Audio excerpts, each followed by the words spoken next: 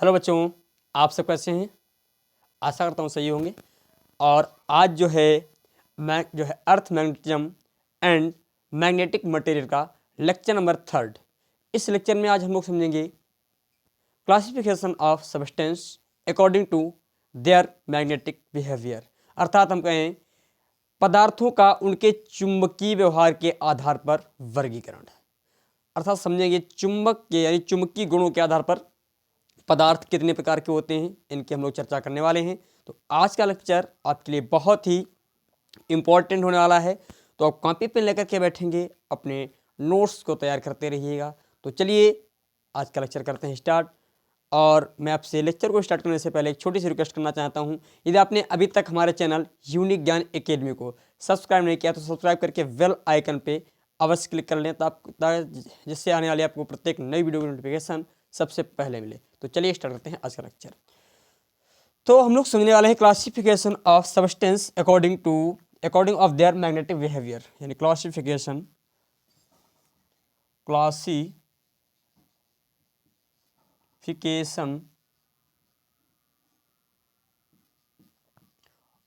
Substance according of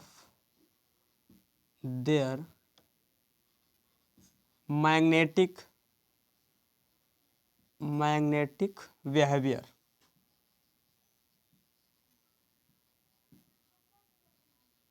magnetic behavior।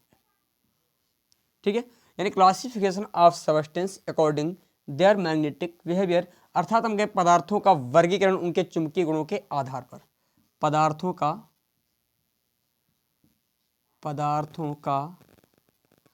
वर्गीकरण उनके चुंबकीय गुणों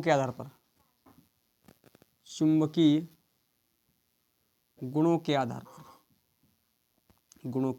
पर। हेडिंग आप लोग लगा लेंगे इसको।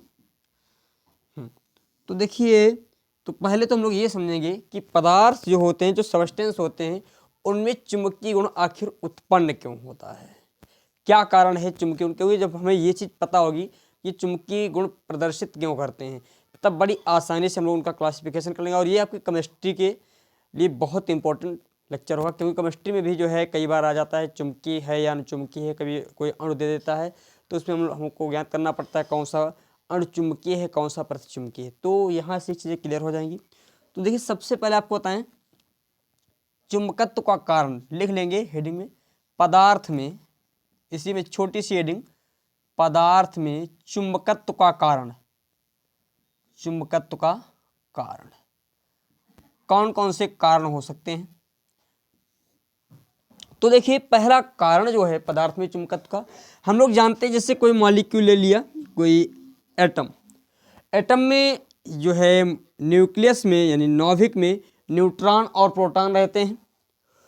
इसके चारों तरफ इलेक्ट्रॉन मूवमेंट करता है। चारों तरफ क्या करता है भैया? इलेक्ट्रॉन मूवमेंट करता है। इसमें इलेक्ट्रॉन चारों तरफ क्या करेगा? मूवमेंट करेगा, अर्थात जो है गति करेगा। इलेक्ट्रॉन इधर जो है गति कर रहा है। और जब इलेक्ट्रॉन गति करेगा तो हम लोगों ने पढ़ा है कि जब इलेक्ट्रॉन आवेशों की प्रवाह की दर को वैद्युत धारा कहते हैं, क्योंकि इलेक्ट्रॉन पर भी आवेश होता है। इलेक्ट्रॉन अर्थात गति करेगा तो धारा का प्रवाह होगा। अर्थात हम कैसे कह सकते हैं, जब यहाँ पर इलेक्ट्रॉन भ्रमण कर रहा है तो इसके कारण जो धारा उत्पन्न होगी वो इलेक्ट्रॉन के गति की विरुद्ध दिशा में, यानी गति की विपरीत दिशा में। इलेक्ट्रॉन ऐसे जा रहा है ये, तो धारा इस प्रकार से जाएगी। इलेक्ट्रॉन एंटी क्लॉकवाइज है तो धारा क्लॉकवाइज प्रवाहित होगी। समझे? तो धारा ये इधर की ओर प्रवाहित होने लगी। मतलब इलेक्ट्रॉन के भ्रमण के कारण धारा उत्पन्न हुई। जब इलेक्ट्रॉन ने भ्रमण किया तो धारा उत्पन्न हुई, तो इसका मतलब जहां पर धारा होगी वहां पर वैद्युत क्षेत्र होगा। अर्थात जहां पर विद्युत होगा वहां पर वैद्युत क्षेत्र होगा। और हमने ये भी पढ़ा है जहां पर वैद्युत क्षेत्र होता है यानी आई के कारण क्या हुआ? विद्युत क्षेत्र उत्पन्न हुआ। और विद्युत क्षेत्र जहां पर होगा वहां पर चुंबकीय क्षेत्र उत्पन्न होगा। कौन सा क्षेत्र? चुंबकीय क्षेत्र। और जहां पर चुंबकीय क्षेत्र होगा, चुंबकीय क्षेत्र, वहां पर चुंबकीय गुण भी होगा। चुंबकीय गुण, चुंबकीय प्रॉपर्टी होंगी, मतलब चुंबक का एक गुण होगा।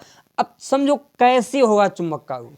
ये तो चुंबकीय क्षेत्र तो समझ में आ गया, अगर चुंबक का गुण कैसे होगा, हमने आपको इससे पिछले लेक्चर में द्विध्रुव वाले चैप्टर में अच्छी तरीके से बताया है कि जो कोई किसी कोयल में, यानी किसी जो कोयल में क्या क्या होता है, जैसे कोयल बना ली इस प्रकार से, बेटा समझो यहाँ पर जैसे तार ले लिया हमने और इसको ऐसे कोयल देखो ऐसे बना ली ऐसे, तो इसमें जब इलेक्ट्रॉन ऐसे से घूम रहा है तो ये चुंबक एक दंड चुंबक की भांति कार्य करने लगती है। ये हमने आपको समझाया है। ये जैसे कोयल बनी है और ये दंड चुंबक की भांति कार्य करती है, ऐसे चुंबकीय वाला रखा है, ऐसे चलती है इसमें ऐसे, इस प्रकार से ये ऐसे, मतलब ये भी एक दंड चुंबक की भांति कार्य करती है। अर्थात यहाँ पर जब इलेक्ट्रॉन भ्रमण करेगा तो एक कोयल के आकार, देखो कोयल जैसी बन रही है एक कुंडली, और जहाँ पर कुंडली जैसी बन रही तो इसका मतलब ये जो कुंडली जो है एक चुंबक की भांति बिहेव करेगी। तो इसी प्रकार यहाँ पर चुंबकीय गुण आता है। तो पहला जो कारण है इलेक्ट्रॉन की अपनी कक्षीय गति, इलेक्ट्रॉन का नोट पॉइंट में लिखें, इलेक्ट्रॉन का अपनी कक्षा में भ्रमण करना, अपनी कक्षा में भ्रमण करना। मैंने आपको समझा दिया है पहला कारण जो है इलेक्ट्रॉन का अपनी कक्षा में भ्रमण करना, ये तो आपके समझ में आ गया होगा। अच्छा और देखो दूसरा कारण और होता है।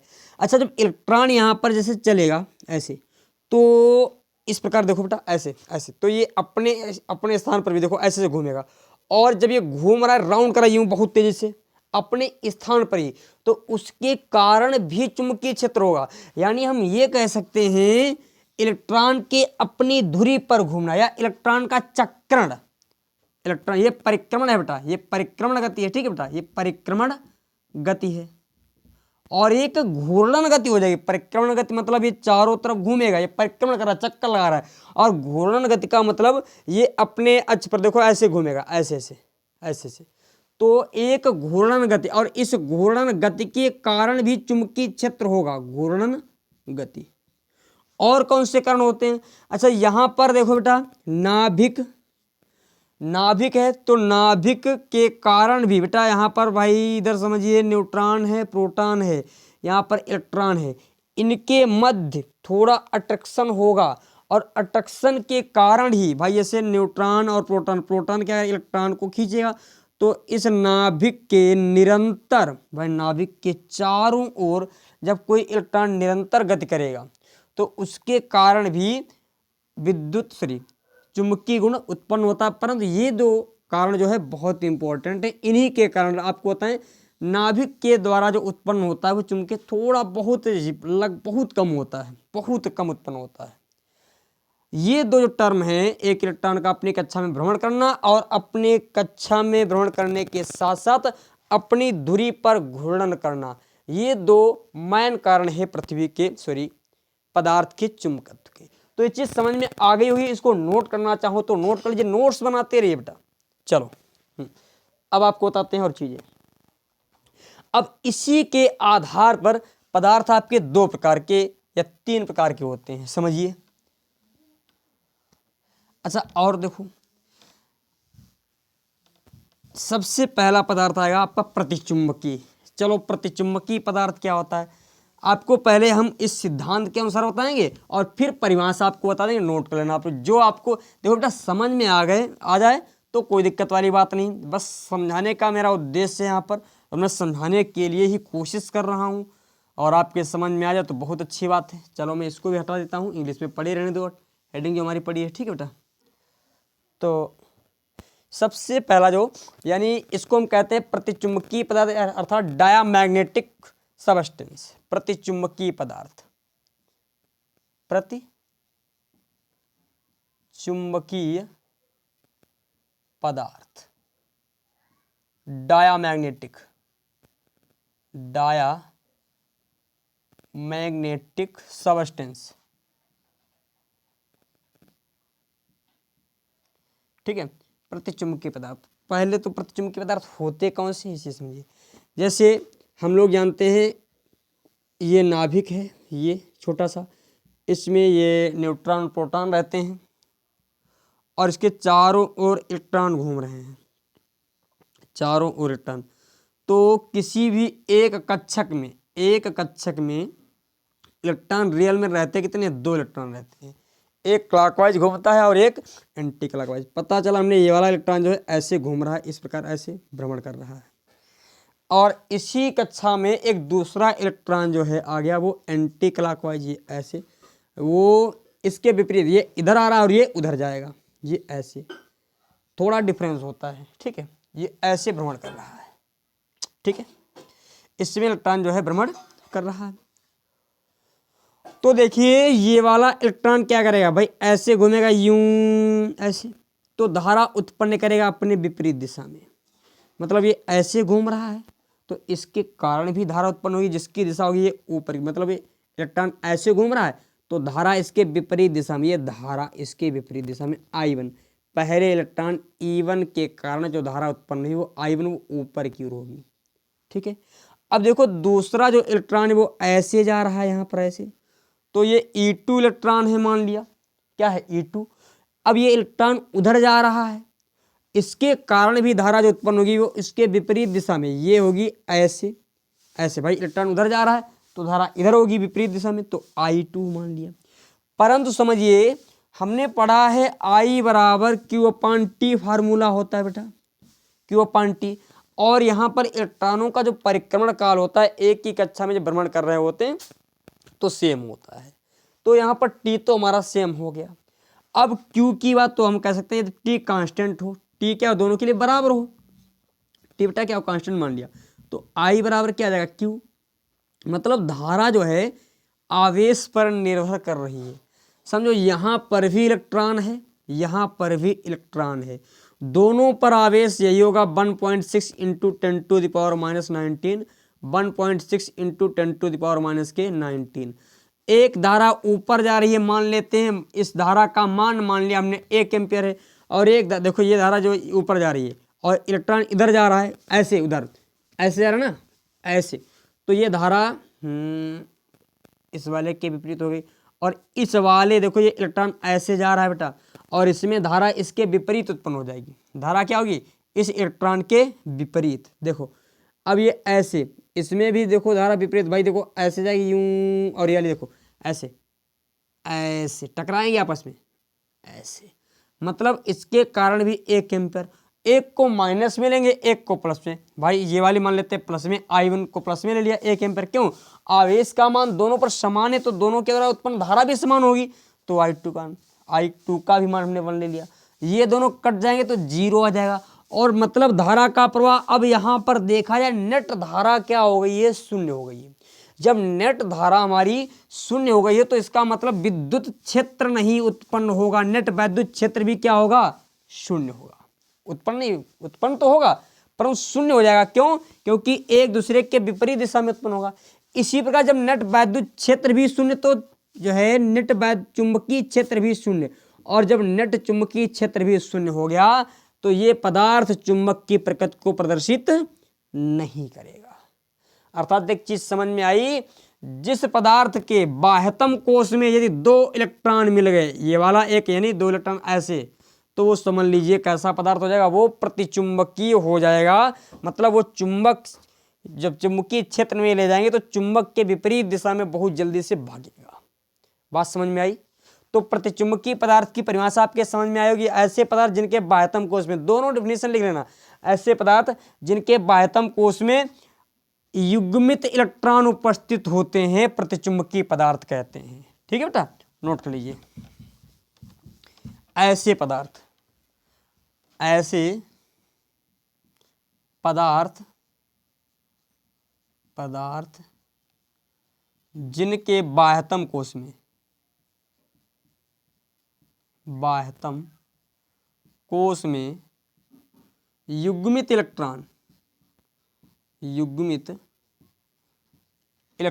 उपस्थित होते हैं, युग्मित इलेक्ट्रॉन उपस्थित होते हैं, प्रतिचुंबकीय पदार्थ कहलाते हैं।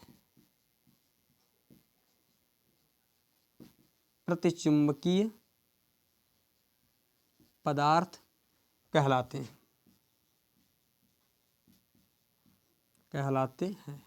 ठीक है, प्रतिचुंबकीय पदार्थ कहलाते हैं। और नोट पॉइंट में अब ये जो फिजिक्स वाली, ये तो केमिस्ट्री वाली परिभाषा में लिखा है, दोनों की परिभाषा लिखवा देते हैं।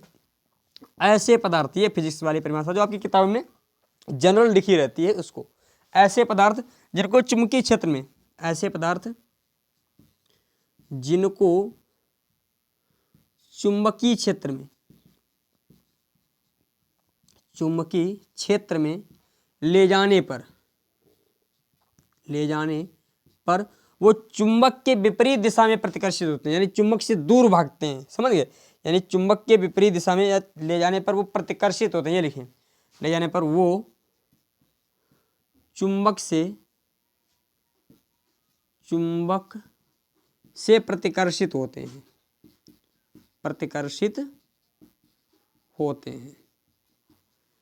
चुंबक से प्रतिकर्षित होते हैं, प्रतिचुंबकीय पदार्थ कहलाते हैं। नोट कर लीजिए इस पॉइंट को, ठीक है। अब दूसरा जो आता है अनुचुंबकीय पदार्थ, तो अनुचुंबकीय पदार्थ को समझिए। अब इसमें ज़्यादा समझने में दिक्कत नहीं होगी क्योंकि हम आपको पूरा फंडा बता ही चुके हैं, तो दिक्कत होने वाली नहीं है। इसको हम कहेंगे पैरामैग्नेटिक सबस्टेंस, यानी पैरामैग्नेटिक सबस्टेंस, ठीक है। तो अनुचुंबकीय पदार्थ कौन से होते हैं, यानी अब जैसे कोई ये नाभिक है और नाभिक में बाह्यतम कोश में यदि इसमें एक इलेक्ट्रॉन घूमेगा, केवल एक, यदि दो घूमेंगे तो धारा क्या हो जाएगी, शून्य हो जाएगी।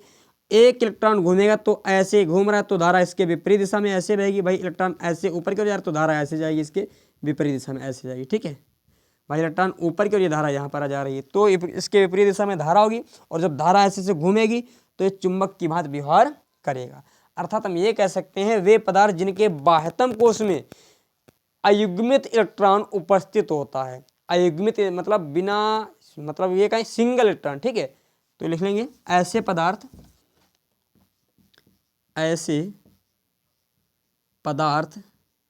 जिनके बाह्यतम कोश में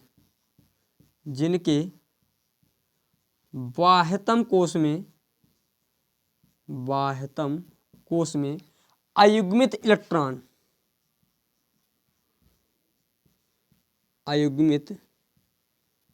इलेक्ट्रॉन उपस्थित होते हैं अथवा में, या ये लीजिए जो है अनुचुंबकीय पदार्थ कहलाते हैं, ये भी लिख लीजिए, अनुचुंबकीय पदार्थ चुंबकीय पदार्थ कहलाते हैं। और ये फिजिक्स वाली परिभाषा, ऐसे पदार्थ जिनको चुंबकीय क्षेत्र में ले जाने पर वे जो है चुंबकीय क्षेत्र, यानी चुंबकीय क्षेत्र में ले गए तो चुंबकीय क्षेत्र की दिशा में थोड़े बहुत आकर्षित होते हैं। तो यहाँ पर लिखेंगे ऐसे पदार्थ जिनको चुंबकीय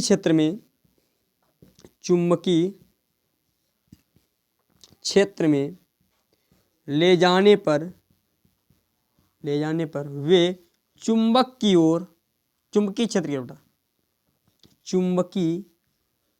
क्षेत्र की ओर अल्प रूप से आकर्षित होते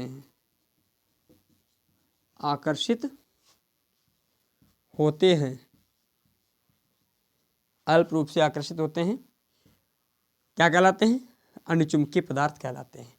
नोट कर लो, ठीक है। अब देखिए कुछ ऐसे पदार्थ होते हैं जिनको हम कहते हैं लोह चुंबकीय पदार्थ। ये बहुत इंपॉर्टेंट है क्योंकि ये तो परिभाषा आपके समझ में आई और ये भी समझ में आई, इसमें दिक्कत नहीं है। लोह चुंबकीय पदार्थ में थोड़ा डिफरेंस होता है, समझिए क्या होता है। मैं एक को बता रहा हूँ आपको, जैसे देखिए बेटा,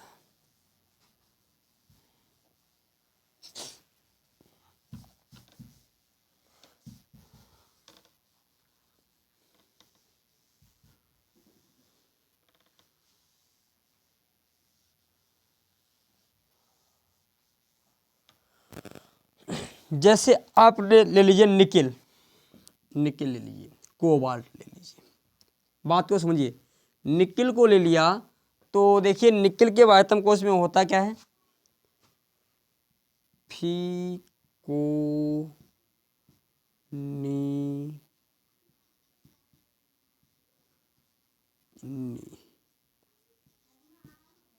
क्यों चन। यहाँ पर हमने परमाणु क्रमांक लिखा है बेटा। आयरन का 26 होता है, कार्बन का 27 होता है, निकिल का 28 होता है, इसका 29 होता है, यहाँ पर 30 होता है। ठीक है, ये लिखें, बात को समझिए। वैसे हम देखें तो लिख सक टीवी से, सक टीवी कर मन 21, 22, 23, 24, 25। इसके बायतम कोश में जो है आता है 4 3D1 लास्ट में, यहाँ पर 3D1 आता है, 3D2 आता है, यहाँ पर 3D3, सबके लास्ट में 4s2 तो आता ही है, 3D3, यहाँ पर 3D4। अच्छा ये मैं केमिस्ट्री की चीज़ें बता रहा हूँ, आपको आनी चाहिए बेटा। 3D4 आएगा, 3D5 आएगा, 3D6 आएगा, 3D7 आएगा, 3D8 आएगा, 3D9 आएगा, 3D10 आएगा, 3D10। बेटा समझिए, जैसे हमने लिया है निकिल ले लें या कोबाल्ट, इन दोनों में से किसी को ले लीजिए, मतलब आपको डी ब्लॉक के सभी तत्व आप ले सकते हैं, कोई दिक्कत वाली बात नहीं है। डी ब्लॉक के लगभग में 100% नहीं बेटा, लगभग में 80% तक सब लौह चुंबकीय पदार्थ है। कारण क्या, अब मैं बताता हूँ। देखो जैसे हम इसका इलेक्ट्रॉन विन्यास मान लेते हैं, कोबाल्ट को ले लिया हमने या निकिल को ले लिया, निकिल को लेते हैं, तो निकिल का जो इलेक्ट्रॉनिक विन्यास होता है, एक तो मालूम होगा 1s2 2s2 2p6 3s2 3p6 4s2 3d10 3d, देखो 2 2 4 10 और 10 20 3d, और यहाँ पर हो जाएगा 3d8 4s2 रुक जाओ देख लेते हैं, 1s2 2s2 2p 3s2 3p6 4s2 और 3d, हाँ यहाँ पर 4s2 के बाद ये 3p6, हाँ 4s2 आ जाएगा, और फिर आएगा 3d6, ये आता है। ये होता समता यहाँ पर। चलो कोई बात नहीं, यही मान लेते हैं, 5वां है। हम किसका कर रहे हैं, 3, कितने हुए भाई, 2 2 4 2 2 4 और 6 10 20 26, तो ये किसका हो गया, ये आयरन का। हम कर रहे हैं निकिल का, तो यहाँ पर 8 कर दो। देखो लास्ट में 3d8 आएगा बेटा, क्या आएगा 3d8। अब देखिए, अब इन दोनों से मैं सिर्फ ये समझाने की कोशिश कर रहा हूँ बेटा कैसे होते हैं, बस, बाकी कुछ नहीं है। थोड़ा इसको देखिए, चीज़ें आपको थोड़ी मिलेंगी एक्स्ट्रा, थोड़ा सब्र भी करना पड़ेगा, एक्स्ट्रा चीज़ें मिलेंगी, रियल में आपको मिलेंगी। तो देखिए बेटा, यहाँ पर यदि इसको तोड़ें तो हो क्या जाएगा, 3d10 पहले भाई, जैसे पहले ये नाइट जो है नाभिक है, पहली कक्षा, दूसरी कक्षा, तीसरी कक्षा, उसके बाद चौथी कक्षा, तो बाहरी कक्षा चौथी, उसकी पहले तीसरी, तो इसको हम 3d8 और 4s2 ऐसे लिखेंगे। तो देखिए होता क्या है, इस कक्षक को बनाइए, तो डी में 5 होते हैं कोष्टक, 1 2 3 4 5, 1 2 3 4 5 6 7 8 इलेक्ट्रॉन दे दिए। यहाँ पर 4s2 है बेटा, क्या है 4s2, तो इसके पास 2 इलेक्ट्रॉन है।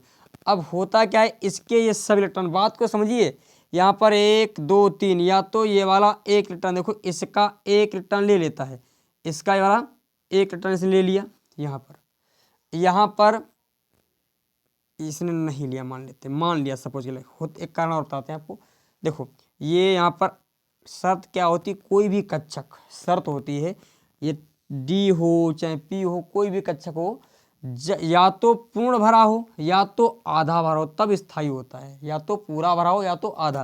पर देखा 3d8 है, इसमें रहने चाहिए 10 हैं कितने, 8, तो जब इसको हम एक्साइटेड स्टेट पे ले जाते हैं, उत्तेजित अवस्था पे ले जाते हैं, तो ये सबके सब इलेक्ट्रॉन आगे पहुंच जाते हैं, आगे की कक्षाओं में पहुंच जाते हैं। मैं ओरल बता रहा हूँ, तो इसमें देखो अयुग्मित इलेक्ट्रॉनों की संख्या इतनी ज़्यादा हो जाती है, अयुग्मित मतलब एक कक्षक में केवल एक ही, एक कक्षक में केवल एक, भाई देखो एक एक एक एक एक एक बहुत से इलेक्ट्रॉन आ जाते हैं, मतलब भिन्न भिन्न कक्षाओं में एक एक की इलेक्ट्रॉन रह जाता है। मतलब हम ये कह सकते हैं वे परमाणु जिनके बाह्यतम कोषों में या एक से अधिक बाह्यतम कोष में एक एक इलेक्ट्रॉन रह जाता है, तो वो क्या करते हैं, चुंबकीय क्षेत्र में बहुत तीव्रता से चुंबक की ओर आकर्षित होते हैं। ऐसे पदार्थ को लौह चुंबकीय पदार्थ कहते हैं। क्यों? इनके बाह्यतम कोष में युग्मित नहीं, बहुत ज्यादा एक से अधिक अयुग्मित इलेक्ट्रॉन हो जाते हैं। तो बात समझ में आई? इसको समझने की कोशिश की। मतलब अयुग्मित जब इलेक्ट्रॉन ज्यादा हो जाएंगे तो यहाँ पर देखो बेटा, अयुग्मित इलेक्ट्रॉन एक यहाँ पर, एक यहाँ पर, एक यहाँ, भाई ये भी कुछ धारा प्रवाहित करेगा, ये भी कुछ धारा प्रवाहित करेगा, ये भी। क्यों? अकेले हैं ये, सबके सब क्या है, अकेले हैं। तो इनको, इनकी धारा को शून्य करने वाला कोई अन्य इलेक्ट्रॉन नहीं है, समझे? तो इसीलिए जब ये तीव्र रूप से धारा प्रवाहित करेंगे, भाई ज्यादा इलेक्ट्रॉन घूमेंगे तो तीव्र धारा, और जब तीव्र धारा तो तीव्र चुंबकीय क्षेत्र, और जब तीव्र चुंबकीय क्षेत्र तो तीव्र जो है चुंबकीय गुण भी प्रदर्शित करेंगे। तो नोट पॉइंट में लिखेंगे ऐसे पदार्थ जिनके बाह्यतम कोषों में लौह चुंबकीय लिखवा रहे बेटा, लौह चुंबकीय पदार्थ, लौह चुंबकीय पदार्थ, ऐसे पदार्थ या ऐसे परमाणु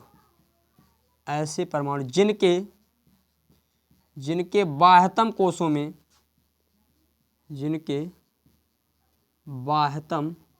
में एक से अधिक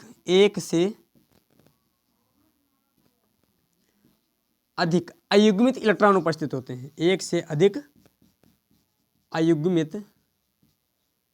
इलेक्ट्रॉन उपस्थित होते हैं, एक से अधिक अयुग्मित इलेक्ट्रॉन उपस्थित होते हैं। ठीक है, क्या कहलाते हैं? लौह चुंबकीय पदार्थ कहलाते हैं। नोट पॉइंट में फिजिक्स वाली परिभाषा ये यहाँ पर लौह चुंबकीय पदार्थ कहलाते हैं। अब फिजिक्स वाली डिफिनेशन लिखवा रहे हैं। ऐसे पदार्थ जो चुंबकीय क्षेत्र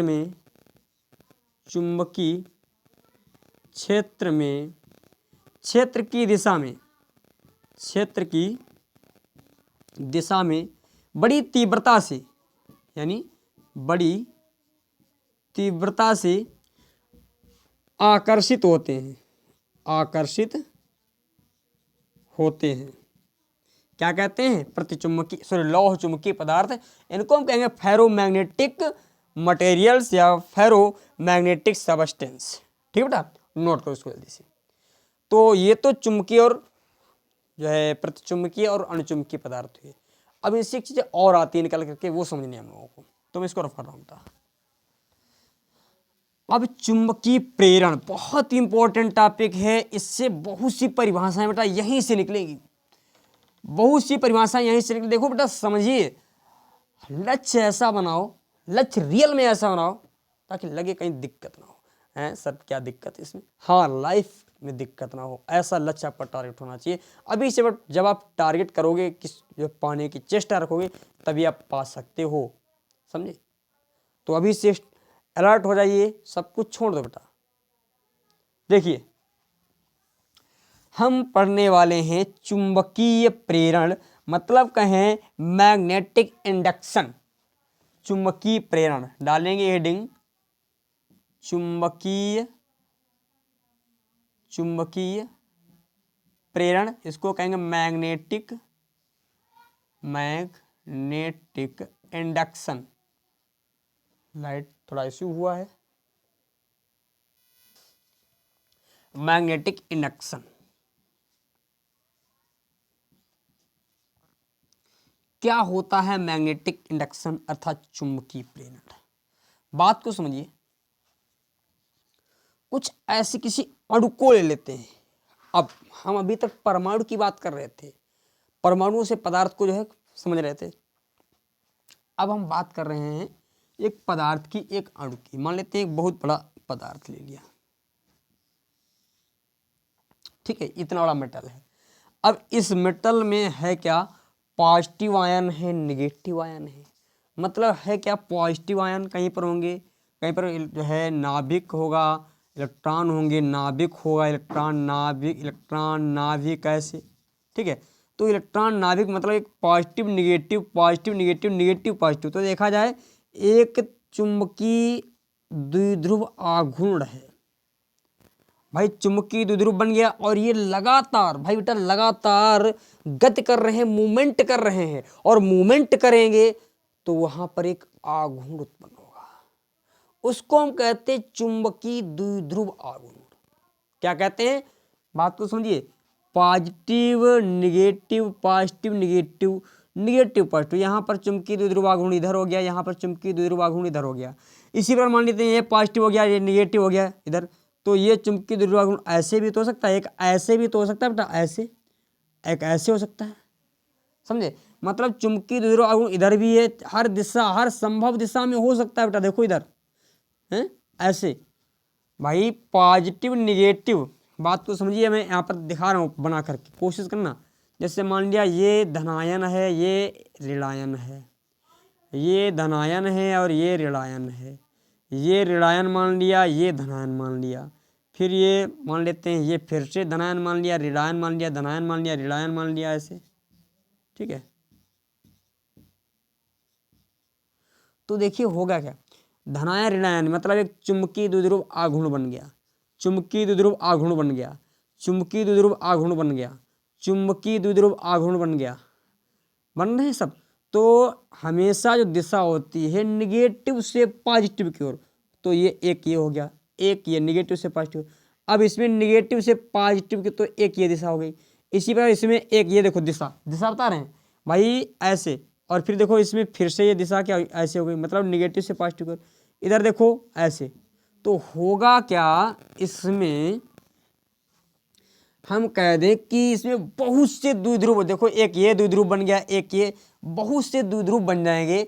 कोई ऐसे होगा, किसी का द्विध्रुव ऐसे, किसी का ऐसे होगा, कोई ऐसे होगा, मतलब किसी संभव, हर संभव दिशा में मूवमेंट करेंगे, हर दिशा में होंगे, हर दिशा में हैं, हर दिशा में होंगे,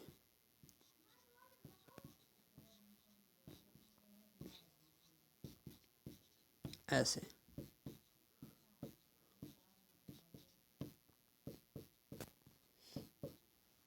ऐसे ये द्विध्रुव आघूर्ण हमने बना दिए। तो अब हम कह दें पूरे के लिए मैग्नेटिक फील्ड क्या होगा, पूरे के लिए मैग्नेटिक फील्ड क्या होगा भाई। तो देखो B बराबर हम लोगों ने पढ़ा था mu naught upon 4 pi m upon R Q, कुछ कुछ याद आ रहा होगा, याद आ रहा होगा बेटा, बिल्कुल। मतलब जहां पर चुंबकीय द्विध्रुव आघूर्ण भाई, ये चुंबकीय क्षेत्र डायरेक्टली प्रोपोर्शनल है यम, मतलब यम जितना ज्यादा होगा जो है वैद्युत चुंबकीय क्षेत्र उतना ही ज्यादा होगा, ठीक है। परंतु ये देखो एक इधर है फिर एक इधर है भाई, इसने उत्पन्न किया, इसने तुरंत रिजेक्ट किया, इसने उत्पन्न किया, इसने तुरंत रिजेक्ट किया, इसने मान लेते उत्पन्न किया, इसने तुरंत ही रिजेक्ट कर दिया चुंबकीय क्षेत्र को। क्यों, क्योंकि परस्पर एक दूसरे के विपरीत हैं, बहुत से हैं, कोई इधर है, कोई, मतलब हर संभव दिशा में जो है मूवमेंट कर रहे हैं। तो हर संभव दिशा में मूवमेंट कर रहे हैं, तो इसका मतलब जब स्वतंत्र रूप से देखा जाए नो मैग्नेटिक फील्ड हो, मतलब जो नो एक्सटर्नल, मतलब यहां पर स्वतंत्र रूप से, तो हम कहें जब इनके इनमें जो है कोई भी no magnetic field, no magnetic field, magnetic field कब, जब ये स्वतंत्र अवस्था में इसमें कोई भी चेंजिंग हमने नहीं की, ठीक है, अच्छी बात है। हम ये कह सकते हैं कुछ ऐसे पदार्थ होते हैं जो अचानक होते हैं, क्यों हो जाते हैं, कारण यही है कि उनमें कुछ भाई हमारे पास कुछ अपवाद की बात कर रहा हूं, कुछ ऐसे होते हैं जो धनायन जिनके जो है जिनकी कक्षाओं में होता क्या है, पदार्थों की बात करें बेटा, पदार्थों की, जिनकी कक्षाओं में होता है इलेक्ट्रॉन तो होते हैं, उसके बाद भी ये चुंबकीय प्रकृति को प्रदर्शित नहीं करते। तो उनके लिए तो ये क्यों प्रदर्शित नहीं करते हैं, क्योंकि उनमें चुंबकीय द्विध्रुव आघूर्ण बहुत से हर संभव दिशा में हो जाते हैं, तो नो मैग्नेटिक फील्ड वो प्रदर्शित करने लगते हैं, ठीक है। अब देखिए इसी पदार्थ को जो अभी बता रहा था स्वतंत्र अवस्था में नो मैग्नेटिक फील्ड, मतलब इसकी कोई भी चुंबकीय क्षेत्र नहीं था, हमने अब इसके पास से, बात को समझिए, इसके पास एक बाह्य चुंबकीय क्षेत्र स्थापित कर दिया, एक बाह्य चुंबकीय क्षेत्र मान लेते हैं, ये स्थापित करें। चुंबक के दो ध्रुव रख दिए, इधर भी ये चुंबक रख दी मैंने, N यस। तो चुंबकीय बल रेखाएं नॉर्थ से साउथ की ओर जाती हैं, तो ये चुंबकीय क्षेत्र यहाँ पर मान लेते हैं। बहुत बड़ी चुंबक रखे बेटा, ये वाली बहुत बड़ी चुंबक, समझिए, बहुत बड़ी चुंबक हमने रख दी है। शुरुआत में नो मैग्नेटिक फील्ड था, यहाँ पर N, यहाँ पर S। ये चुंबकीय बल रेखाएं ऐसे ऐसे। तो अब इसी चुंबकीय क्षेत्र के कारण जो अभी इधर उधर जो भ्रमण कर रहे हैं भाई, कोई ऐसे है, कोई ऐसे, यूं यूं यूं, ऐसे ऐसे ऐसे, हर संभव दिशा में भाई, ऐसे ऐसे।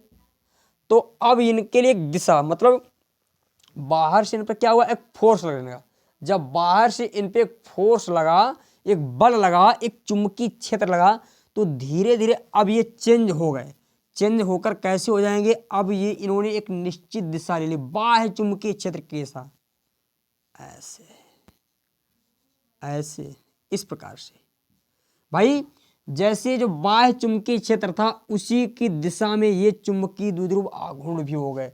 चुंबकीय द्विध्रुव आघूर्ण हो गए, मतलब जो चुंबकीय द्विध्रुव थे उन्होंने भी एक निश्चित दिशा प्रदर्शित कर दी। जो चुंबकीय द्विध्रुव थे उनका द्विध्रुव आघूर्ण भी एक निश्चित दिशा प्रदर्शित करने लगा। मजा आ गया भाई। भाई देखो, पहले शून्य, हमने चुंबकीय क्षेत्र लगाया और जैसे ही चुंबकीय क्षेत्र लगा दिया तो ये सब जो नियम कानून कायदा किसी का फॉलो नहीं कर रहे थे, अब वो अनुशासन में सबके सब आ गए, सबके सब अनुशासन में आ गए। और यही क्रिया कहलाती है चुंबकीय प्रेरण। चुंबकीय प्रेरण क्या कहलाती है बेटा, चुंबकीय प्रेरण। अर्थात हम ये कह दें, किसी चुंबकीय पदार्थ को, भाई किसी पदार्थ, चुंबकीय छोड़ो या चुंबकीय पदार्थ लिख लीजिए, कोई बात नहीं, चुंबकीय पदार्थ लिख लीजिए, ठीक है, जिसका द्विध्रुव जो है शून्य होता है, या मान लेते इसका कुछ थोड़ा बहुत होता है, इतना ज़्यादा नहीं होता, मतलब शून्य मान लेते हैं। रियल में जो यहाँ पर चुंबकीय क्षेत्र होता है वो शून्य नहीं होता है। मतलब क्यों, क्योंकि विपरीत है, तो ये निश्चित संख्या में तो नहीं कह सकते हैं विपरीत होगा, तो हमने मान लेते हैं अप्रॉक्सीमेटली शून्य होगा। तो हम जब यहाँ परिभाषा क्या बनेगी, जब किसी चुंबकीय पदार्थ को किसी बाह्य चुंबकीय क्षेत्र में रखते हैं तो वह पदार्थ, उस पदार्थ के अंदर यानी एक चुंबकित, वह पदार्थ भी क्या होता है, चुंबकित हो जाता है, अर्थात उसमें चुंबकत्व उत्पन्न हो गया है। भाई जब हमने बाह्य चुंबकीय क्षेत्र में रखा तो इसमें भी चुंबकत्व का गुण उत्पन्न हो गया, यही क्रिया चुंबकीय प्रेरण कहलाती है। समझे, यही क्रिया क्या कहलाती है, चुंबकीय प्रेरण। ये चीज समझ में आई क्यों हुआ, पहले सब दिशाओं में थे, यहाँ पर अब हमने जो है बाह्य चुंबकीय क्षेत्र निश्चित कर दिया, तो जिसकी दिशा ये होती है, तो ये भी इन्होंने भी धीरे धीरे अपनी दिशा को परिवर्तित करके ये ऐसे, ये अब इस दिशा में आ गए।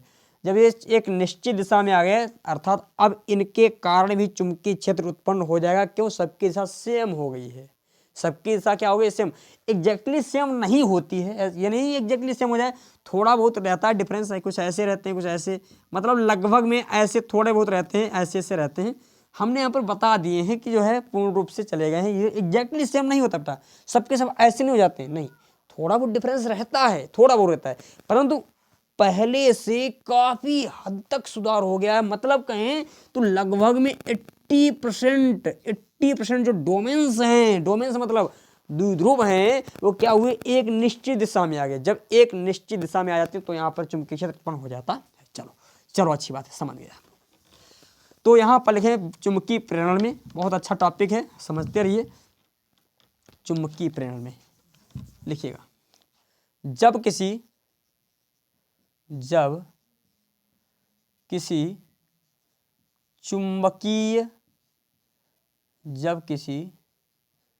चुंबकीय पदार्थ को बाह्य चुंबकीय क्षेत्र में, बाह्य चुंबकीय क्षेत्र में रखते हैं तो वह पदार्थ तो उस पदार्थ में, सीधे लिखो, तो उस पदार्थ में चुंबकत्व का गुण तो उस पदार्थ में चुंबकत्व का गुण उत्पन्न होने लगता है, उत्पन्न होने लगता है। यह क्रिया चुंबकीय प्रेरण कहलाती है। चुंबकीय प्रेरण कहलाती है।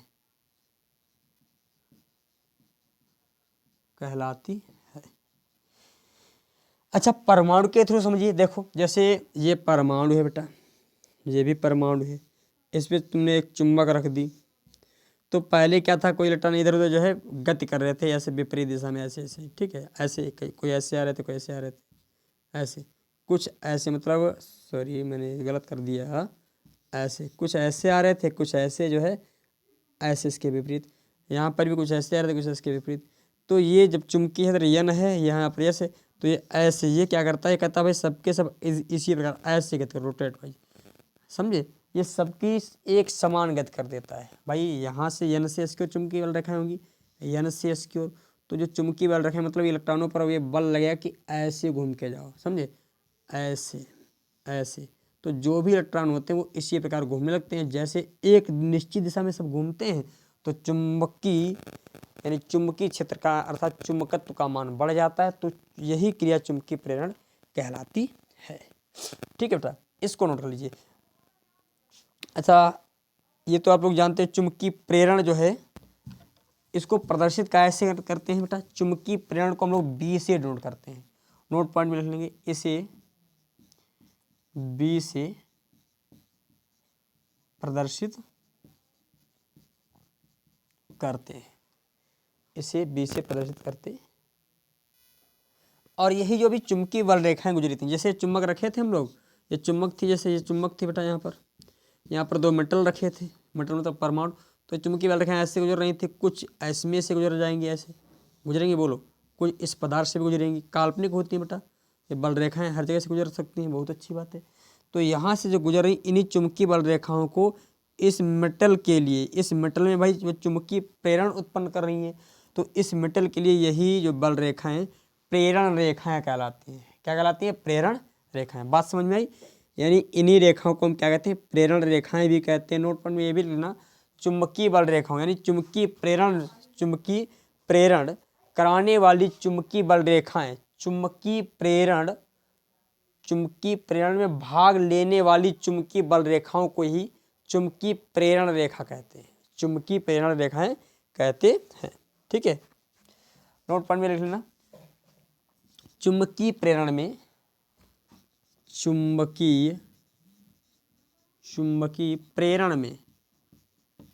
में भाग लेने वाली नोट कर लो बेटा, भाग लेने वाली चुंबकीय बल रेखाओं को चुंबकीय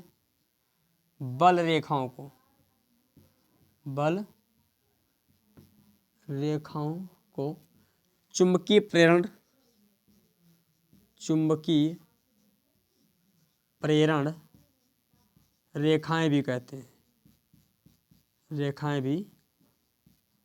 कहते हैं, ठीक है। चलो नोट करो जल्दी से, चुंबकीय प्रेरण रेखाएं भी कहते हैं। अच्छा, चुंबकीय, इसका मात्रक बेटा वही होता है जो चुंबकीय क्षेत्र के होते हैं, टोटल वही मात्रक होते हैं जो चुंबकीय क्षेत्र के होते हैं, नोट करो उसको। अब एक मेन पॉइंट आता है बेटा जिसको हम कहते हैं चुंबकन तीव्रता। बहुत सिंपल है, चुंबकन तीव्रता बहुत ही सिंपल है। देखो, जैसे चुंबकन मतलब चुंबकीय प्रेरण ही होता है बेटा, समझ गए। चुंबकन जो होता है एक तरीके से चुंबकीय प्रेरण का एक भाग है, समझे। ये बताएगी क्या, जैसे कोई मेटल रखा था, चुंबकन तीव्रता को समझिए बेटा, चुंबकन तीव्रता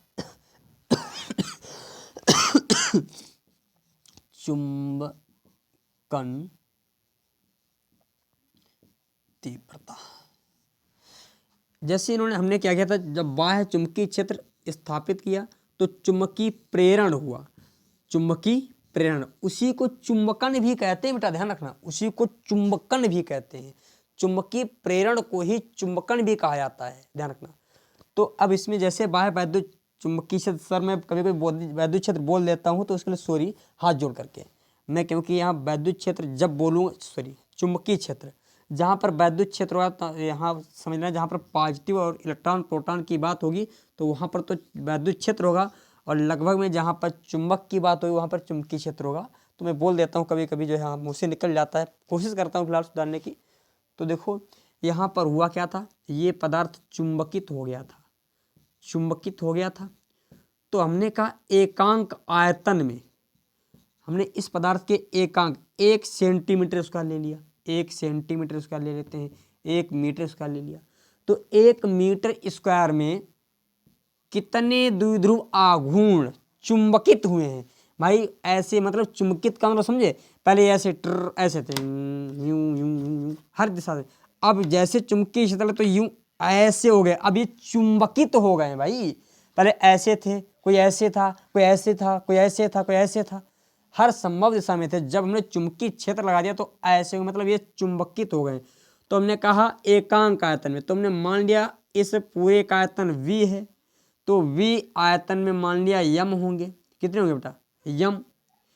तो इसी प्रकार एकांक आयतन में, एकांक आयतन में क्या हो जाएंगे? एकांक आयतन में यम वाई वी हो जाएंगे, यम वाई वी। तो I बराबर हो जाता है यम वाई वी। यही है बेटा चुंबकन तीव्रता, यानी जो चुंबकन हुआ है कितने द्विध्रुवों का हुआ है? एकांक आयतन में, एकांक आयतन में चुंबकित होने वाले द्विध्रुव आघूर्णों की संख्या को ही एकांक आयतन में, यहाँ पर v बराबर 1 कर देना बेटा, v बराबर 1 सेंटीमीटर क्यूब कर दिया तो I बराबर सीधे वेक्टर यम आ जाएगा। अच्छा वेक्टर यम क्यों लगाते हैं? क्योंकि ये सदिश राशि है बेटा, सदिश राशि, ठीक है। तो यहाँ पर लिखेंगे एकांक आयतन में, एकांक आयतन में चुंबकित होने वाले द्विध्रुवों की संख्या को ही चुंबकन तीव्रता कहते हैं। नोट कर लो बेटा, एकांक, एकांक आयतन में, आयतन में चुंबकित होने वाले, चुंबकित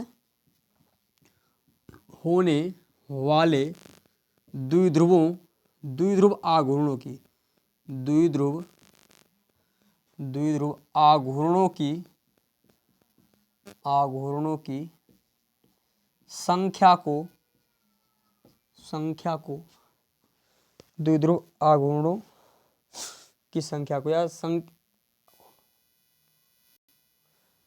संख्या में द्विध्रुव आघूर्णों को लिखो, आघूर्णों को चुंबकन तीव्रता कहते हैं, ठीक है, चुंबकन तीव्रता। और ये चुंबकन तीव्रता होती किसकी है? मेटल्स की होती है, चुंबकन तीव्रता कहते हैं। एकांक आयतन में चुंबकित होने वाले, एकांक आयतन में बाह्य वैद्युत क्षेत्र, बाह्य चुंबकीय क्षेत्र, यहाँ पर ये पॉइंट भी लिख लो, एकांक आयतन में बाह्य चुंबकीय क्षेत्र से, बाह्य चुंबकीय क्षेत्र से, बाह्य चुंबकीय क्षेत्र से चुंबकित होने वाले द्विध्रुव आघूर्णों को, आघूर्णों की संख्या लिखो भाई, आघूर्णों की संख्या, संख्या ही चुंबकन तीव्रता कहलाती है, संख्या ही चुंबकन तीव्रता कहलाती है। इसको I से डिनोट करते हैं, I बराबर फार्मूला होता है यम अपान वी, I बराबर जो फार्मूला होता है यम अपान वी। इसका मात्रक क्या हो जाएगा? मात्रक बोलो तो देखो मात्रक क्या हो जाएगा और विमा क्या हो जाएगी? यम, यम बराबर हमने पढ़ा है I upon A, I into A होता है, वी क्या है? आयतन है। तो देखिए यहाँ पर धारा का मात्रक एम्पियर हो जाएगा, धारा का मात्रक एम्पियर, और यहाँ पर मीटर स्क्वायर बिल्कुल, और आयतन का जो है मात्रक होता है मीटर क्यूब, तो ये हट जाएगा, यहाँ पर 1 मीटर बचेगा, बोलो बिल्कुल। तो यहाँ पर आ गया एम्पियर प्रति मीटर, एम्पियर प्रति मीटर, इसका मात्रक I का मात्रक आ गया, ठीक है। तो इसके विमा लिखिए तो ए, एम्पियर की ए, और यहाँ पर मीटर यानी यल, ए यल की पावर -1, नोट कर लो इसको। चलो अब इसके पश्चात एक बहुत मोस्ट इंपॉर्टेंट टॉपिक ये भी है, कई टॉपिक मोस्ट इंपॉर्टेंट हैं जो बहुत मायने रखते हैं बेटा, इनको समझिए ध्यान से, हो सकता है इसके बाद एक लेक्चर और बने, बड़ा इंटरेस्टिंग चैप्टर है बेटा, इसको समझते रहिए, एक एक पॉइंट को नोट करते रहिएगा। चलो अब इसको रफ कर रहा हूँ। अब इसके बाद बात आती है चुंबक की तीव्रता। ये चुंबकन तीव्रता है और अब हम बता रहे चुंबक की तीव्रता। चुंबक की तीव्रता क्या होती है? जैसे कोई मेटल है, मेटल ले लिया, कोई हमने सबस्टेंस ले लिया, वो क्या कर रहा है, उसको जब बाह्य वैद्युत क्षेत्र में रख देते हैं। जैसे कोई पदार्थ ले लिया, बात को समझिए, ये पदार्थ ले लिया, इसको हमने बाह्य वैद्युत क्षेत्र में रखा, सर चुंबकीय क्षेत्र में रखा, बहुत मिस्टेक करते हैं भाई, चुंबकीय क्षेत्र में रखा।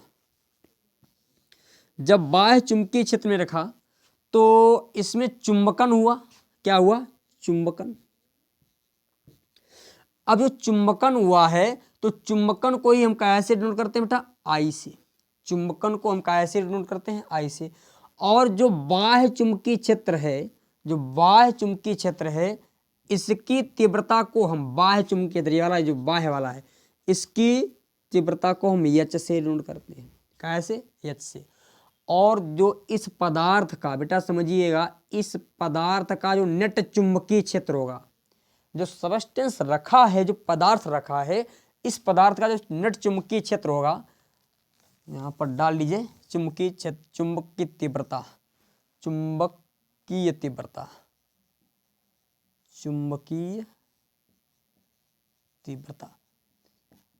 किसी मेटल का जो नेट चुंबकीय क्षेत्र होता है, बी नेट जो होता है, वो बराबर होता है या प्रोपोर्शनल होता है, कह सकते हैं, बी इंटरनल और प्लस बी एक्सटर्नल, इसके बराबर होता है। तो बी नेट जो हमको ज्ञात करना है, तो बी नेट बेटा देखिए भाई, जितना ज़्यादा, बात को समझिए, पॉइंट को, यहाँ पर हम जैसे इसको बढ़ा दें, बाह्य चुंबकीय क्षेत्र को, बाह्य चुंबकीय क्षेत्र बढ़ा देंगे तो यहाँ पर और ज़्यादा चुंबकन उत्पन्न होगा। बात को समझिए, यहाँ पर बाह्य चुंबकीय क्षेत्र बढ़ाएंगे तो और ज़्यादा चुंबकन उत्पन्न होगा। अर्थात हम कह सकते हैं कि बाह्य चुंबकीय क्षेत्र बढ़ाने पर और ज़्यादा जो है आई भी बढ़ेगा, ज़्यादा आई भी बढ़ेगा। अर्थात हम कह सकते हैं जितना एच और आई दोनों, भाई दोनों बढ़ रहे हैं, एच को बढ़ाने पर आई बढ़ रहा है। अर्थात हम कह सकते हैं इसका जो टोटल चुंबकीय क्षेत्र होगा वो एच और आई के डायरेक्टली प्रोपोर्शनल होगा। क्यों भाई? टोटल चुंबकीय क्षेत्र इंटरनल और एक्सटर्नल पर निर्भर कर रहा है। तो एक्सटर्नल तो हमारा एच हो गया, और जब एच को बढ़ा रहे हैं तो आई ऑटोमेटिक बढ़ रहा है।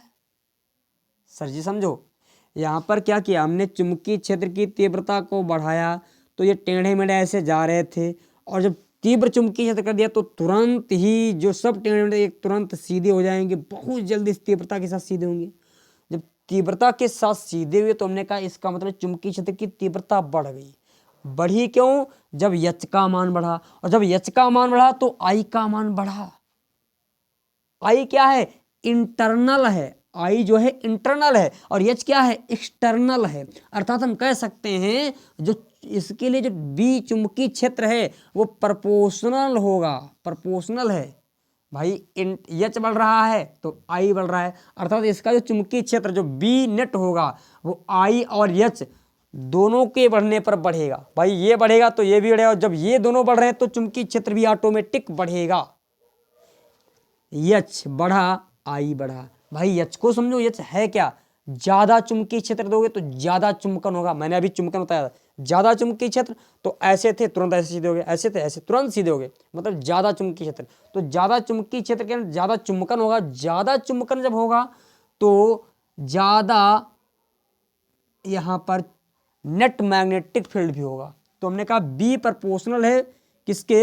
एच प्लस आई के।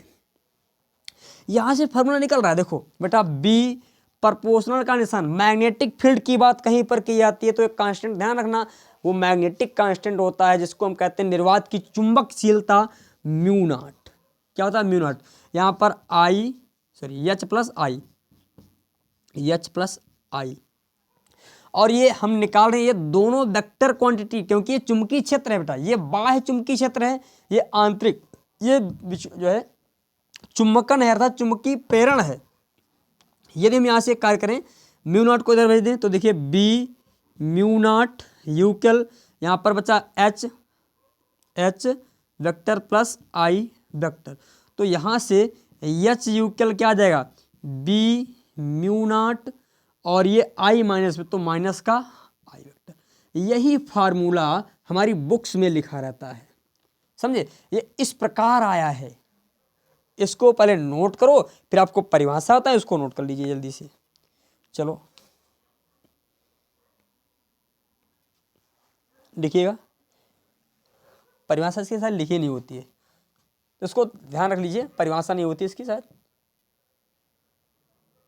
इसको नोट कर लो, इसे चुंबकीय क्षेत्र की किताब में भी नहीं दे रखी होती, सिर्फ जो है फार्मूले का ही प्रयोग होता है, नोट कर लो इसको। चलो अच्छा, इसका मात्रक, ये जो खोज की थी, ये खोज जो ये चुंबकीय तीव्रता, ये लॉजिक जो लाए थे ओस्ट्रेड लाए थे बेटा, ओस्ट्रेड।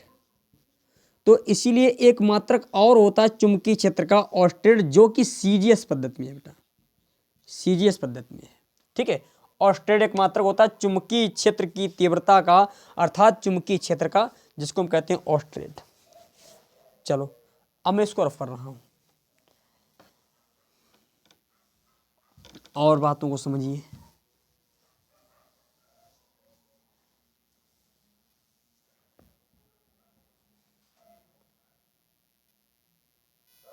चलो अब आज का लेक्चर जो है चुंबकीय क्षेत्र की तीव्रता हमने बता ही दिया है, और आज का लेक्चर थोड़ा लेंथी हो रहा है, मैं यहीं पर इसको रोकूंगा क्योंकि लगभग में 1 घंटा होने वाला है। तो आज के लेक्चर को मैं यहीं पर रोकता हूँ, और कल इसका एक लेक्चर और आएगा जो कि 4th लेक्चर होगा। 4th लेक्चर में हम इस पूरे चैप्टर को फिनिश करने की कोशिश करेंगे, जहाँ तक है आपका चैप्टर पूर्ण रूप से फिनिश भी हो जाएगा बेटा। पूर्ण रूप से फिनिश जब हो जाएगा तो बड़ा इंटरेस्टिंग चैप्टर है, इसको समझते रहिए, ध्यान से नोट करते रहिए, नोट्स अपने आप बनाइएगा। तो चलिए आज के लेक्चर को हम करते हैं यहाँ पर फिनिश। सभी को धन्यवाद, थैंक यू, गुड नाइट।